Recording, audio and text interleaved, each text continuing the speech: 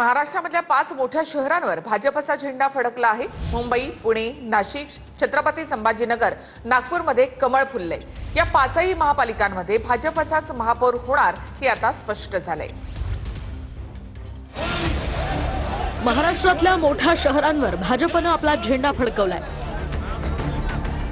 मुंबई, पुणे, नाशिक, नागपूर, छत्रपती संभाजीनगर महापालिकेत भाजपचं कमळ फुललंय। या 5ही महापालिकांमध्ये भाजपचाच महापौर होणार हे आता स्पष्ट झालंय। तर मुंबईत भाजपचे 89, पुण्यात 123, नाशिकमध्ये 72, नागपुरात 102 तर छत्रपती संभाजीनगरमध्ये 57 नगरसेवक निवडून आलेत। सोलापूर, कोल्हापूर, जळगाव, धुळे या महापालिकांमध्ये सुद्धा भाजपनं मोठं यश मिळवलं। त्यामुळे शहरी मतदारांनी भाजपला कौल दिल्याचं स्पष्ट झालंय।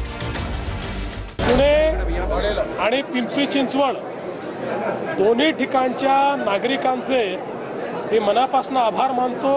ज्याला खऱ्या अर्थानं लँडस्लाइड विक्ट्री म्हणतात, अशा पद्धतीनं एक प्रचंड मोठा विजय आम्हाला दिलेला आहे। ज्या प्रकारचा विजय पुणे आणि पिंपरी चिंचवडने दिलेला आहे त्या विजयाचा आनंद तर आहेच, पण त्याहीपेक्षा आता जबाबदारीचा भान होत आहे। जो काही आम्ही विजन मांडलेलं आहे ते विजन प्रत्यक्षात उतरवण्याकरता मी त्या ठिकाणी मैदानात उतरणार आहे। आय लव्ह महादेव आणि जय श्रीराम विचाराचा हिंदू, मराठी आणि महायुतीचाच महापौर बसेल हे आम्ही वारंवार बोलत होतो। तसंच जय श्रीराम म्हणत आम्ही लवकरच आमचा महापौर मुंबईच्या महापौरच्या खुर्चीवर बसू।